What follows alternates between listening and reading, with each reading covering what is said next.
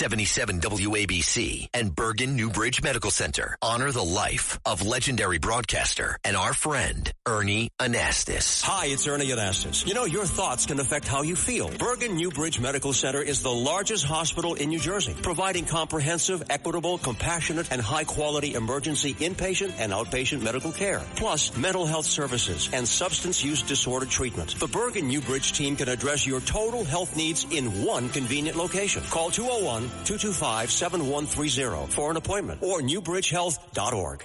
Listen, all you New Yorkers. Taxi. Okay, we're looking around. This is the 77 WABC minicast. Breaking news, WABC. Well, the President of the United States was on WABC this morning, and he was on for, I guess, almost 40 minutes. Wow, it was a home run. And he was on with Sid Rosenberg, and Sid Rosenberg is with us right now to talk to us about it. Hey, Sid, and Sid, before we go, I want to play this because he talked about his trip to China, and here's a little bit, Sid, about what he told you. It's making worldwide news, my friend. Here it is. This meeting coming up on Thursday with China. Well, I think it's going to be good, and we do have it's good to have a good relationship. You know, when I first got involved, China was just really taking advantage of us, and they're not anymore. And you know, we do great with China, but we have a very good relationship, and you know, a lot of advantages to us getting along. And if we didn't get along, you'd know about it. Sid Rosenberg, that was just one of the things. He's now off to China, and before he took off, he spoke with you. So what did you think were the big headlines? You talked about so many things, Sid. We did, and like John said, he gave me 40 minutes, which is pretty unheard of in radio. He'll do that on Fox and Friends in the morning. He'll sit with Sean Hannity for an hour, but radio 40 minutes is unheard of. And starting with the China news right there, Rita, you're right. I've already seen that, believe it or not, guys, on CNN. It's pretty surreal to walk down the stairs, and there I am on CNN talking to Trump about China. Look, you guys know it's a very, very weird relationship. There's no question that Xi, just like Putin and the guy in North Korea, all these enemies, they love Trump. They do love him. But the truth is, it's a weird relationship because China right now is helping Iran. That's the bottom line. China is helping Iran. They're getting them weapons through the Caspian Sea. They're helping the Russians get them drones. And here we are trying to stop Iran. Yet on the other hand, China needs our help to make sure they get their oil from the Strait of Hormuz, so they need us. Plus, we've got the talks coming up about Taiwan and obviously the essential minerals and the car dealers and car makers here in the United States. So there's a lot in common, but there's a lot not in common. So the question is, how does President Trump make this trip work for us when the truth is it may look good on the outside, but it's not so good on the inside?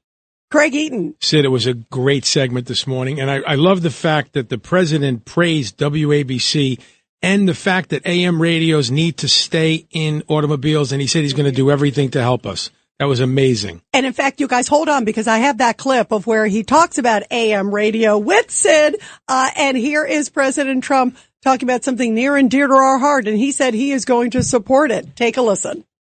The one person that can save AM radio, he called you the big guy, is the big guy. So when Sid talks to President Trump, make sure Sid brings it up. So I'm bringing it up. Well, you know, I don't know if you know it, but I delayed it a long time in my first term. I delayed it. And it got delayed, but, you know, time flies, and now all of a sudden it's coming up again. They were going to do it in my first term, and I wouldn't allow it to happen. That's right. But I'm glad you mentioned it because, you know, it's not on my radar for some reason because John Catsimatidis has done a phenomenal job. He should run ABC television network. He should run the ABC television stuff. They are the worst of all. So what do you think, John? Are you going to get ABC television network? That's what Trump says you need to do. Well, maybe I should take a shot at it. Yeah, what do you think? What do you think, Sid? Sid always wants to be on television. Yes, Sid, there's the chance. We just make it ABC Radio, ABC TV. Listen, I'll take it. And Craig Eaton, thank you for bringing that up. But that was not me. That was all John. I spoke with John before the conversation with Trump, and he said, and John's working hard on this for a long time. Yep. I got to give John Catsimatidis credit. Him and Chad Lopez, both of them have traveled across the country to make sure that AM radio is still relevant. But look, you know, ABC TV, they are terrible. Bill Ritter, maybe the worst of all the anchors. He's so biased. He's so agenda-driven. I do like N.J. Burkett, but Bill Ritter may be the absolute worst. But the truth is that President Trump knows we need AM radio. Why? His favorite talk show hosts in the country are all conservative radio hosts, whether it's Sid Rosenberg, Sean Hannity, Mark Levin, John Katsimatidis, Greg Kelly. We're all conservative radio hosts. So he knows that the reason why Democrats don't want it is that will silence us. So trust me when I tell you that there may be powers out there trying to stop it from happening. And even Congress keeps talking about this sunset clause, which gives us just 4 years or 8 years. But the president knows the importance of AM radio, the future of conservative talk radio. And I think in the end, John, Chad, Sid, we're going to win. Yeah, that's a home run. And just like you said, and listen, not only for talk, but we've talked about it on the air for emergency purposes, during hurricanes, during storms, sometimes that's the only communication.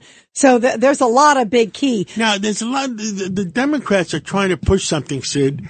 They're trying to push the fact is they want a sunset clause. And AM radio is indispensable. Why a sunset clause? Who is pushing that? Yeah, you know what they're doing? It's the same thing they're doing in Iran. Let's have peace and maybe we get the Democrats, voted in November and then we can do whatever we want in Iran again. And the sunset clause, the word sunset clause means that the law goes away in 8 years. Well, that's a lot of crap. Why should it go away in 8 years? Is AM going to be less valuable in 8 years from now? What do you think? Probably more valuable. And don't forget that even when Barack Obama and John Kerry, those two dopes, put together the initial Iran deal, which is the worst deal ever made in this country's history, me and Trump agree on that, they had a sunset clause, too. Do you know if President Trump did not get rid of that deal back in 2016, that Iran could have started making nuclear weapons 4 years ago? So all sunset clauses mean is it's going to happen eventually. Yeah, that's not good. We don't want the Democrats to happen eventually. Well, what they want is that that if we get our people in, we're going to change it. That's what bottom line is. Well, we need to do that. We need to get our people in. We need to change it. I did ask President Trump, guys, this morning about the midterms, and he seemed as confident as ever. And one very important question I asked the president, guys, we're talking about Iran, of course, and we talked about regime change. We talked about the Strait of Hormuz. But I asked him flat out, President Trump, I said, listen to me, you and Bibi get along great? Yeah, we get along great. We've never been closer. Everything's great. There'd be no Israel without me. He's right about that. But I said, President Trump, are you 100% sure, 100% sure in your heart of hearts that we will make sure that Iran will never be able to enrich that uranium and build a nuclear bomb? And he took about 3 seconds and he said, Sid, 100%. They played that reader too, by the way, on CNN and MS Now, and I think Fox News as well. So President Trump telling us this morning he is 100% sure. He left no room for any doubt. There'll be no enriched uranium and no nuclear weapons coming out of Iran. And by the way, Sid, that was also, I think, in the Jerusalem Post too, right? So it's like all over the place. Yes. You know that I've actually been so far this afternoon. I'm glad you mentioned that, Rita, on the cover of the New York Post, Jerusalem Post. And here's the best one of all. As of right now, I'm on the cover. We're on the cover, WABC, of the Iranian newspaper. Now we really made it. Oh, wow. Where's Baghdad Bob when you need him? Now, Sid, let's get to New York because he also talked about Ken Griffin and he talked about Mamdani. I want to play a little bit of this. This is what he told you about New York and the mayor. Here it is, Sid. You can't tax people out of New York. When you tax people out of New York, you never get them back. They think they're going to get them back. Like she's trying to get them back now. You don't get them back. Once they leave, they're gone. And I mean, you won't have a city left. You won't have a state left. It's a very dangerous thing that's happening right now. So, Sid, elaborate. What else did he tell you about the situation in New York? The one thing I always do, guys, Rita and John and Craig and the whole crew, Judge, is I make sure I get to the New York stuff. Why is that? Because, look, everybody asks about China. You could be doing any radio show, any TV show in the country. China, Iran, midterms. But New York is dear to us. That's ours, okay? No one else is going to ask President Trump about New York for the most part. So he knows how much I hate Mamdani. I gave him the chance again today to say Mamdani's a bad guy. He wouldn't do it. In fact, twice he said, I think he's a good guy. But yet, after he said, I think he's a good guy, he admitted that forcing people out like Ken Griffin will destroy New York. Don't forget, President Trump is less than 3 weeks removed from putting on Truth Social. I hate to say this, but Mamdani is destroying New York. So, it's kind of a weird dynamic. On one hand, he goes, he's a good guy. I kind of like him. And then he admits that driving out people like Ken Griffin, maybe John Catsimatidis, will eventually ruin this city. And he's upset about it. He said, look, Ken pays a lot of taxes. And then he went, this is very funny, he goes, and so do I. So President Trump is still paying big taxes here in New York City. And he knows whether it's the governor, Kathy Hochul, who's doing a horrendous job. If God loves us, I know God does, Bruce Blakeman will be the next governor and save us. Kathy Hochul's doing a terrible job. And all those taxes she says she's not going to do now, she'll do them all because she's scared to death of Mamdani once she beats Blakeman. So Trump knows this. He knows that Hochul's a danger. He knows Mamdani's a danger. He knows we need people like Ken Griffin, John Catsimatidis, and Bill Ackman to stay in New York. He's saying all the right things, but if you shut the door and shoot him up with truth serum, he's going to tell you New York is in a lot of trouble. What about ICE? Did he talk about, because there's definitely been a war of words especially between Tom Homan and Kathy Hochul of late.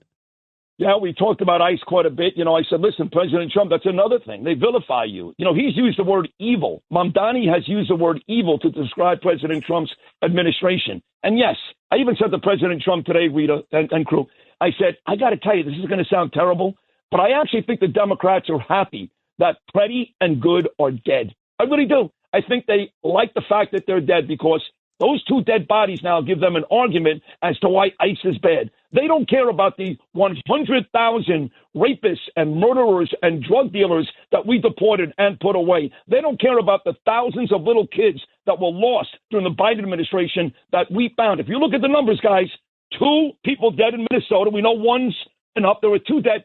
There's tens, if not hundreds of thousands of bad people that we've gotten out of this country. The numbers don't add up. So I said to Trump, I said, I think they like that. He didn't argue. He said, look, at the end of the day, these are not good people. They don't want to close the borders. They don't like ICE. So he said, no, I'm going to do? I'm going to change the name. They don't like ICE. But now I'm going to call them nice. I'm going to put national in front of ICE and call them nice. See if they like that. But he's very upset that the Mamdanis, the Hochuls, the Minnesotas, all these sanctuary cities and states are not doing right by our law enforcement agents. When you look at the numbers, guys, again, Pretty and Good, that's terrible, don't get me wrong, but the numbers say ICE or nice, they're doing a terrific job. It's funny. What about the nice? How far is he from that actually happening? Because can you imagine, John, if the Democrats or say CNN has to say, well, the nice agent showed up at this such and such location. I mean, if he changes the name, how serious is he about that, Sid? I think he's serious. As the Gulf of America. Yeah, and it happened, right? Right. And I tell you this, one of the funniest parts of our conversation this morning was he says to me, Sid, you're not going to believe this. He goes, I got guys. They've been in politics for 25 years. 25 years. They'll call me. They say, President Trump, I got this big race coming up. I need a nickname. You need a nickname. He goes, look, I feel badly about some of those nicknames. He goes, I'm friends with Marco Rubio now. I'm friends with all these guys I nicknamed years and years ago. He said, but I am good, right, Sid? I came up with fake news. I came up with Pocahontas. She's still a bad person. But he said, Sid, almost every day, some politician calls me and says, I got to win this race, President Trump. Get me a nickname. He loves that. Well, I mean, has he given you a nickname yet, Sid? He's never given me a nickname. Now that you said that, I mean, if you're going to run for mayor someday, you're going to need a nickname. Well, you know what? I'm saving that for the next conversation. His daughter-in-law, Laura, has already endorsed me on the air. So is Bruce Blakeman. So is Mike Lawler. So is many people in this city. I'm not taking all that seriously just yet. You've done this, John. You know the deal. A lot of people are happy. More people are angry. When you look at the Republican field right now, I mean, Curtis is going to run again. This guy combined for 21%. He has 3 chances. Slim, none, and less than none. I think that's pretty accurate, yes. But he's going to do it again. So right now, if he's the best we've got, then I'm going to have to make that choice at some point soon and maybe jump inside the race. Well, boy, that would be interesting. Can you imagine? Sid for mayor. I love it. Well, I love it. I had Rachel Campos on today. She does a great job on the weekends, Rita. You know her. Fox News does a great job. She hosts the Facts and Friends on Saturday and Sunday. She's got a brand new book out celebrating 250. And I played the Lara Trump cut from last week. Well, Lara said, Sid, you got to do it. You basically have a set of balls. You're not going to back down. You're not going to be intimidated. You got to do it. And on the way out of a 20-minute conversation, Rachel Campos screamed with Sean Duffy right there, her husband, run for mayor. So if Rachel Campos says it, How can I say no? How can you say no? Now you've had, and now I'm saying it. So you got 3 women saying it. Do you know 3 women saying, Sid, you got to do it? Guys would pay big bucks for that. All right. Great. Thank you. Thanks, Sid, I'll talk to you in the morning. All right, guys. Thank you so much for bringing me on. And you guys do a great job. You know, Trump said to me, he goes, I was listening to John Katsimatidis last week. He said this. He goes, that guy really loves his country. He loves America. So for what it's worth, he's not listening now. He's on the plane on the way to China. But when he's around, President Trump loves you guys. So congratulations. Oh, and he loves you too. And Sid, huge congrats on a big, big scoop, my friend. Well deserved and awesome stuff. Thank you. Guys. Thank you. Awesome. Take care, guys. Bye. The following is a paid issue advertisement. If the vote count is accurate, then how come the number of voters is different? And if it's not accurate, then why was it certified? We are suing Letitia James and the New York State Board of Elections for a conspiracy against fundamental rights. This is not about who won. It's not about what party. It's about the fact that they don't care about your rights. Paid for by RealAmerica.vote, a DBA of New York Citizens Audit Civic Fund, Incorporated. Go to realamerica.vote.